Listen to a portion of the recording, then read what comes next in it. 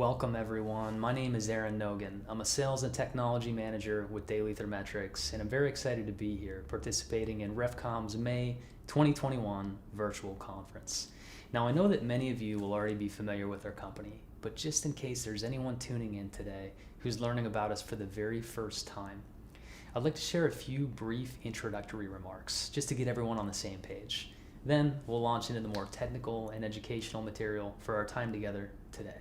All right, our company, Daily Thermetrics, is rather unique. We were founded in 1973, and in the almost 50 years between then and now, we've been doing precisely one thing. That one thing is temperature measurement for refining and petrochemicals applications. By going incredibly deep in our area of expertise, over the course of decades, we've been able to see and in many cases drive the best practices that can ultimately help you solve even the most severe and persistent temperature measurement challenges in your plant. Put another way, whatever challenges your team is facing in the area of temperature measurement at this moment in time, odds are you're dealing with an issue that our team at Daily has seen and successfully overcome many times before. And we want to make that knowledge bank, along with our manufacturing and installation expertise, available to you as a resource. I hope that you'll stay tuned for the duration of this presentation and connect with us during the live Q&A session that follows. Additionally, you can connect with me via the usual communication channels. All right, our goal for today is to offer a little something for everyone.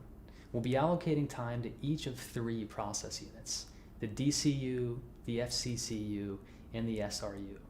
In each of these process units, we'll be spotlighting one critical tool for temperature measurement. In the DCU, we'll focus on heater tube skin thermocouples. In the FCC, we'll discuss hard face thermal wells. And in the SRU, we'll be introducing you to our Impermawell technology for temperature measurement in Claus reaction furnaces. I'm also very pleased to share that I'll be joined today by two of our in-house experts to help lead our discussion, beginning with Carlos Alvarado, who will kick things off for us with a look at tube skin thermocouples for delayed coking heaters. Take it away, Carlos. Hello, my name is Carlos Alvarado. I manage the surface temperature measurement department at Daily Thermetrics. As our name suggests, we focus on surface temperature measurements of process pipelines, pressure vessels, and more importantly, our bread and butter is fired equipment, which would be heaters, furnaces, boilers, or any other fired equipment throughout the refinery. Here's what you can expect from our discussion today. We're going to discuss DCU heaters, the tube skin thermocouples within them, why they matter, and why they fail. The DCU heaters themselves are considered probably the most severe process heaters within the general refinery itself. This is due to their high rate of firing. They're also processing a much heavier crude, so this tends to develop more coking within the heater tubes themselves. TSDCs are generally applied or welded to the tube throughout the unit to help catch this increase in temperature over time during the operation of the firebox. This increase in temperature is linked to the increase in coking within the tube. So these data points are then used by operations to determine when is best to schedule their shutdown so they can do a mechanical pigging or spalling to deal with this coke buildup over time. We discussed the reasonings why you'd want tube skin thermocouples within the DCU heater itself. Let's talk about some of the common modes of failure that we see with tube skin thermocouples in these units, whether it's due to design, routing, or installation. The thermocouple probe itself for a tube skin application within a heater is very similar to a standard thermocouple, with the difference that you have a tip style that's unique for the sensor at the junction. This tip style is generally then welded to the surface of the heater pipe itself to gather a temperature measurement at a desired location. And for the DCU unit itself, the design of the probe is quite critical. So a common fired heater throughout the refinery may utilize a 1/4 inch OD 310 stainless steel probe, and that is perfectly sufficient for some applications.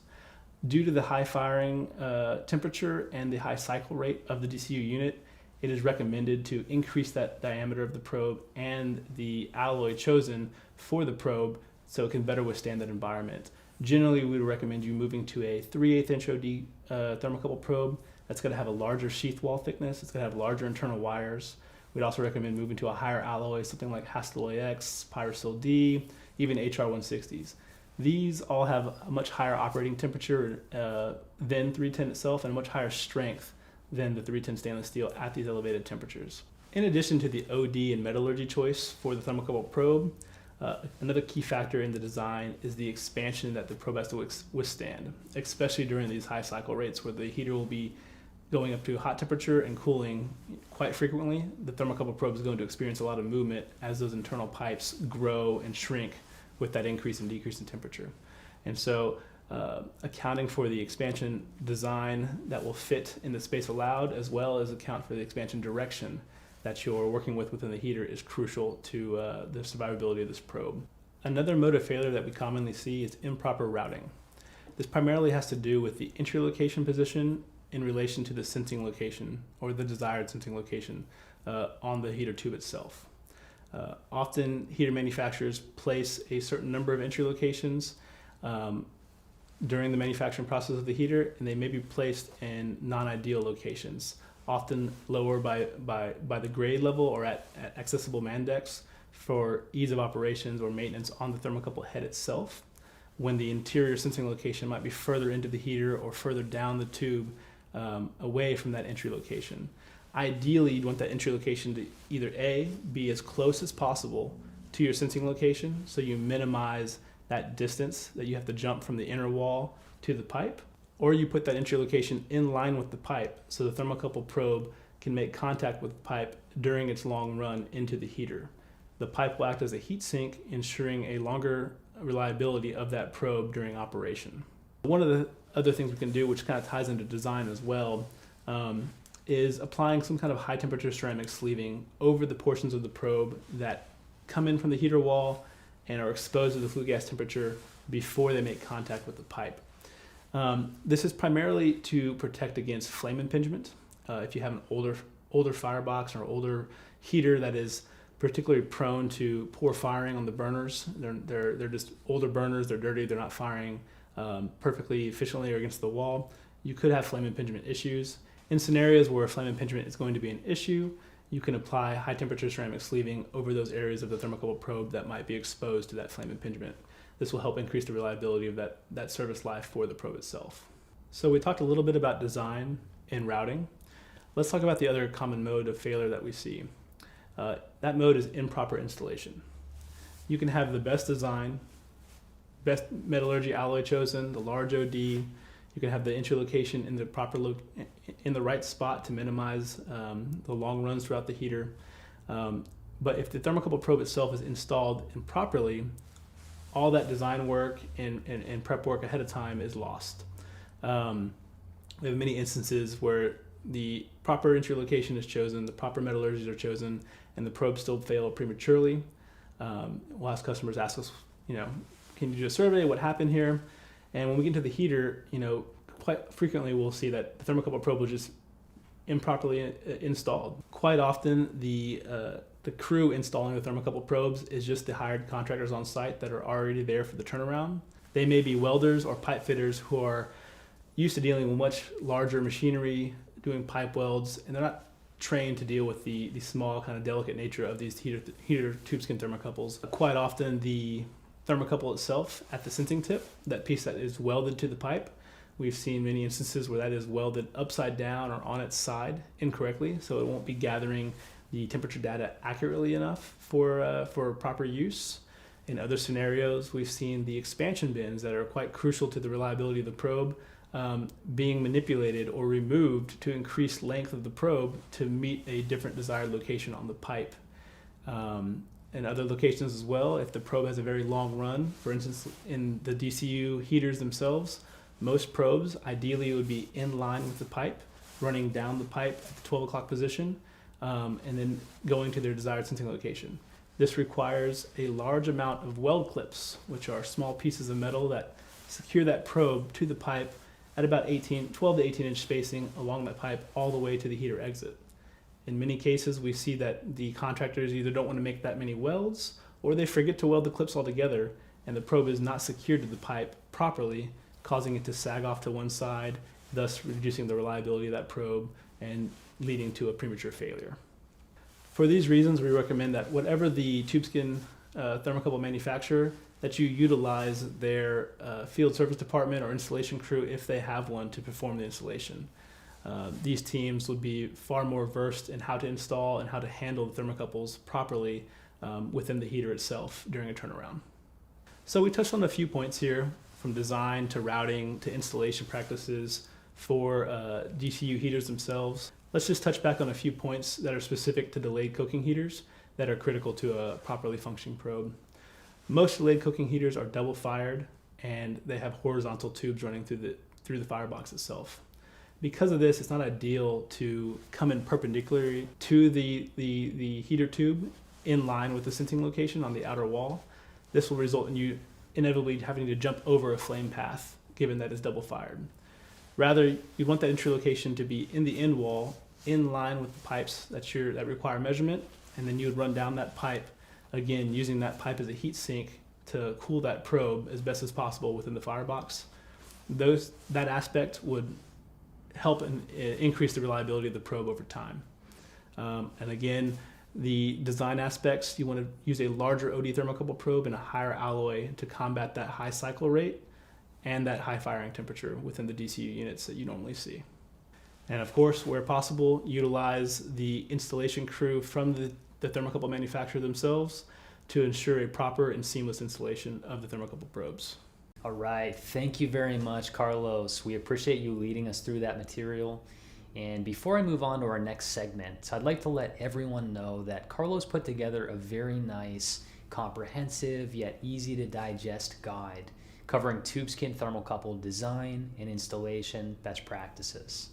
This guide will be an incredible resource for anyone involved in writing specifications for these types of instruments and or operating tubeskin thermocouples in the field, whether that's in the delayed coking unit or elsewhere in the refinery.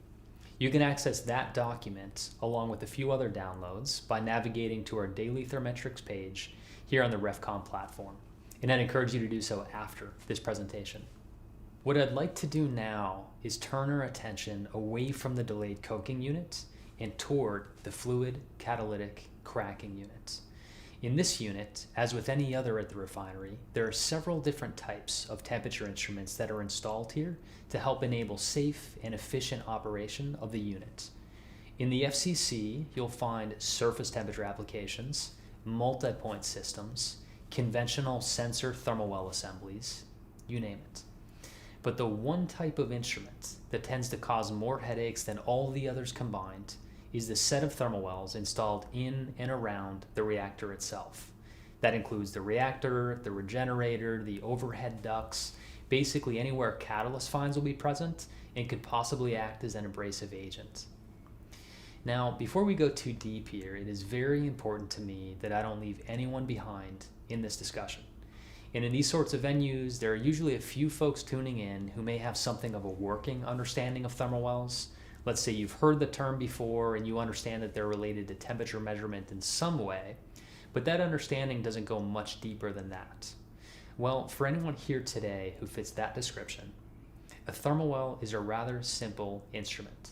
At the most basic level, it's a piece of drilled bar. It's a piece of drilled bar that's installed in process lines and equipment via a variety of process connections, but most commonly flange connections, as we show here. A thermal well serves two primary functions. Function number one, it acts as a barrier between the process and the environment. As such, it is absolutely critical that each thermal well is designed and manufactured to stand up to whatever process conditions are inside your line or vessel at each unique service location. Function number two, it acts as a housing for instruments like thermocouples, RTDs, temperature gauges, enabling these sensors to measure process temperature inside the line or vessel. Now, as I alluded to earlier, the biggest threat to thermal wells installed in and around the FCC reactor regenerator system is erosion. It's very simple. The fast-moving catalyst fines act as an abrasive agent against the thermal well stem, very commonly eroding completely through the thermal well along with any sensor that may be installed inside. Not only does this create a data blind spot for unit operators, but it also increases the likelihood of process leaking outside the vessel. So how do we prevent this from happening? How should thermal wells be designed if safe, long-term, reliable performance in this unique service environment is the goal?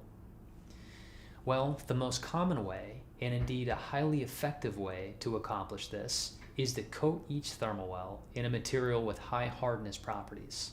The most common material in this class for FCC service is stellite number 6. But of course, as always, the devil's in the details. So let's talk about how to get it right. Here are the considerations I'll walk us through so that you can properly implement hard-faced thermal wells at your plant. Coating application method, coating thickness, coating length, base material selection, and finally, an optional additional layer of protection. Let's start with the application method. There are two general approaches to applying a coating to a thermal well that I'll cover today. The first approach, which I'll characterize as the inferior approach, is the thermal spray or spray and fuse technique. In this method, a powder or wire source material is sprayed in a semi-molten form onto the thermal well stem where it deposits to create the surface coating. While this is definitely a step in the right direction, the major drawback to this approach in FCC applications is that the bond between the coating material and the substrate is not sufficiently strong for this service. The pattern we see reported again and again from end clients who have tried this approach is that the thermal spray coating tends to flake and separate from the thermal well stem in large patches, seemingly all at once. Based on this record, we do not recommend thermal spray coatings for thermal wells in this particular type of service. What we do recommend is a welded overlay approach. In this method, the coating material is applied to the thermal well stem in a traditional stick welding process, which creates a much stronger bond between coating and substrate. After the coating is applied, which we do in-house, the thermal well stem is turned and polished to reveal a finished product that looks completely indistinguishable from any other thermal well you would find on our production line. Let's talk next about coating thickness. How much of that hard-facing material is required to adequately protect a thermal well against erosion during a full run in the CAT?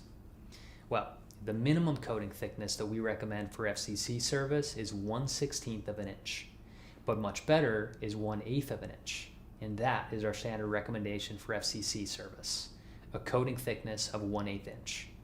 Beyond this, the next level of protection against erosion would be to construct the thermal well stem from solid stellites. And this is in fact very common for thermal wells installed in the riser section of the FCC reactor, where the concern for erosion is highest. Here it is also common to see deflector shields installed as an additional protective measure. Now what about the coating length? How much of the thermal well stem should be coated in high hardness material? Our minimum recommendation here is that the coating extends at least 1 inch into the nozzle.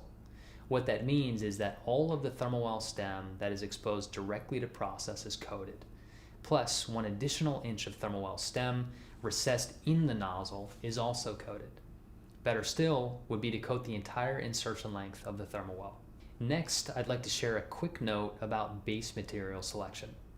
Hard face coatings can work atop a variety of base metals, but what we see most commonly specified and successfully implemented in FCC service are 304 and 347 stainless alloys.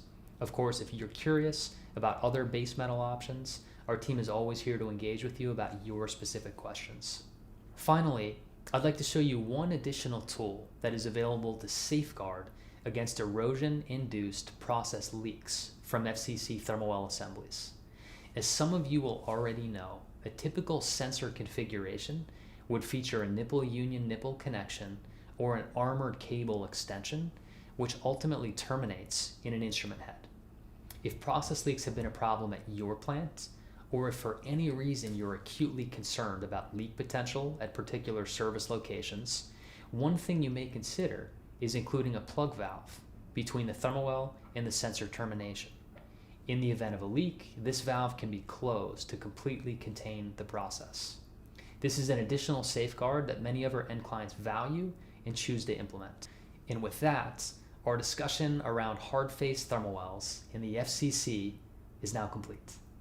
But before we move on to the next segment, one connection that many of you no doubt already made is that thermal well erosion is an issue not only in the FCC, but also in the delayed coking units. Coke solids in the DCU process lines can act as an abrasive agent, leading to thermal well erosion outcomes that are very similar to what we saw and discussed here today.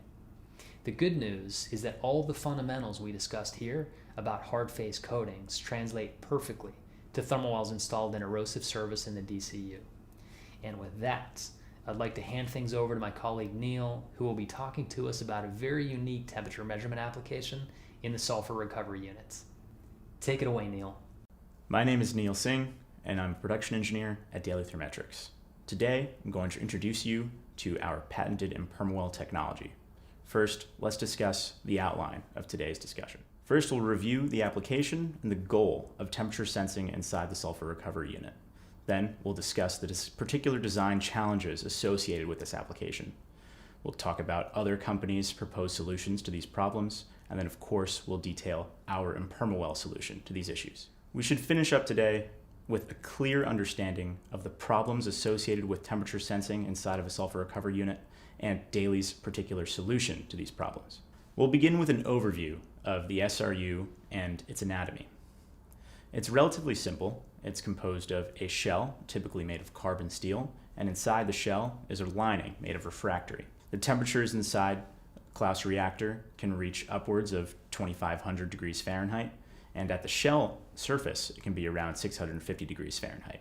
The particular problem with the Klaus reactor is the gas that's contained inside, H2S.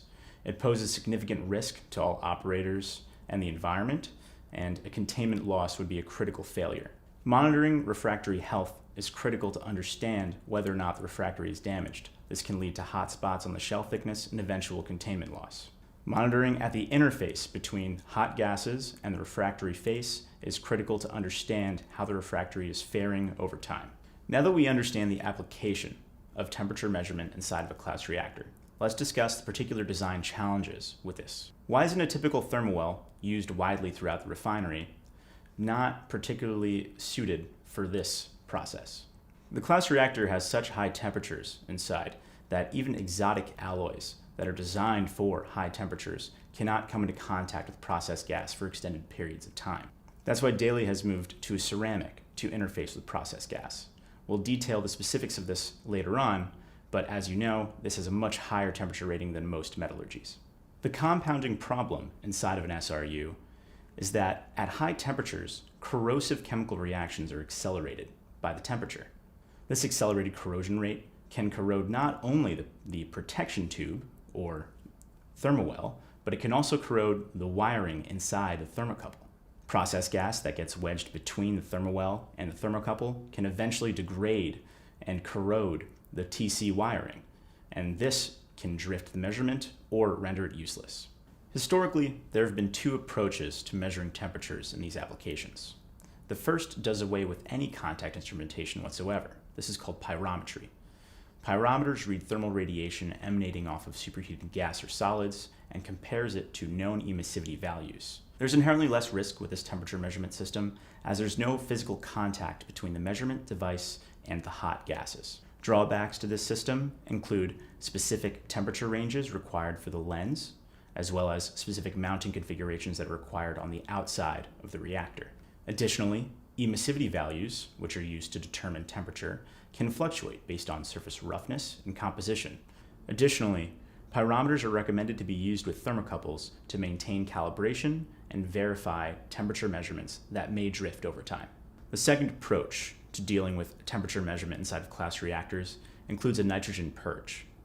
This has cool nitrogen gas sweeping across the tip of a measuring junction in order to keep corrosive gases away from metallurgy that's sensitive. This measurement solution does achieve physical contact. However, it does have some drawbacks. Because of the constantly moving air across the tip, there's forced air cooling on top of the measuring junction, so measurements can trend low. Additionally, there's increased installation complication and more upkeep and maintenance for a nitrogen purge system. The drawbacks associated with both of these approaches is what ultimately drove end clients to ask us about what alternatives were available. In 2017, Daly commissioned a design team to attack this exact problem. What solutions could we provide to get temperature measurement in the exact location required while also maintaining reliability and mitigating temperature drift? The approach we settled on includes a rather simple principle. It includes an impermeable barrier between the protection tube and the thermocouple in order to keep corrosive gases from sitting inside the negative space between the protection tube and the TC. Now let's take a closer look at our instrument design to find out exactly how it works. Starting at the process end, the absolute hottest part of the impermeoil is the Hexaloid protection tube. This is made of silicon carbide, has extremely high thermal resistance in excess of 3,000 degrees Fahrenheit, very high corrosion resistance, and it's extremely resistant to thermal shock. This contrasted with something like alumina oxide, which has significantly less thermal shock resistance. Inside the Hexaloid protection tube is a sapphire tube grown out of a single crystal. The monocrystalline sapphire tube is completely impermeable to even the smallest molecules, such as hydrogen or H2S. Inside the sapphire tube is a ceramic thermocouple. This can be calibration S, R, or B, depending on the particular process conditions. Because of the sapphire tube, there's no way for corrosive gases to get inside of or stagnate against the ceramic thermocouple, decaying the wires. All of these components are encased inside of a 310 stainless steel pipe support. The 310 stainless steel pipe support protects the Hexaloid tube and inner tubes from any refractory shifting due to thermal expansion or contraction during temperature cycling. 310 stainless was chosen for its especially high corrosion resistance at high temperatures. The sapphire tube is held in place and sealed by a fitting just inside the secondary containment chamber. This fitting is rated well beyond the process conditions and design conditions of a Klaus reactor. The containment chamber is sealed via penetrant tested welds, as well as a seal fitting that has individual pass-throughs for bare wire. Finally, as the wires pass through the final seal fitting, they can be terminated inside of a traditional terminal block or a transmitter. Now that you have a clear understanding of the technology itself, I'd like to briefly talk about the design and installation of an impermeable assembly. Design parameters that are required to design your impermeable include nozzle standoff, the thicknesses of each refractory layer, process conditions of the reactor, as well as any specific considerations for metallurgy. Now that I've detailed what's required to design the impermeable, I'd like to discuss the installation process. Upon arrival to site, we recommend our QA test of the impermeable. This includes a loop continuity check of the entire impermeable to ensure that wires are intact and isolated from each other through multiple seals and through the sensing junction. Installation of impermeables is very similar to the installation of a standard thermowell, as long as some extra care is taken for the Hexaloid tip. The impermeable is designed to have a very specific immersion length, which allows the sensing junction, which is set back slightly from the tip of the impermeable to account for thermal expansion, to sit right at the face of the refractory brick. Finally, for even more comprehensive coverage of the Klaus reactor, many of our end clients choose to line the shell of the reactor with our MAG VSS skin thermocouple technology. This approach perfectly complements the internal vessel readings of the impermeable. They attach very simply via magnetic adapters onto the vessel shell. These act as a secondary alarm in case of any sort of hotspots forming on the shell or any threats of loss of containment. The sulfur recovery unit is an absolutely critical part of the refinery, and it plays a very important role in satisfying environmental regulations. Because of the H2S confined within the sulfur recovery unit, it becomes very challenging to operate and maintain safely.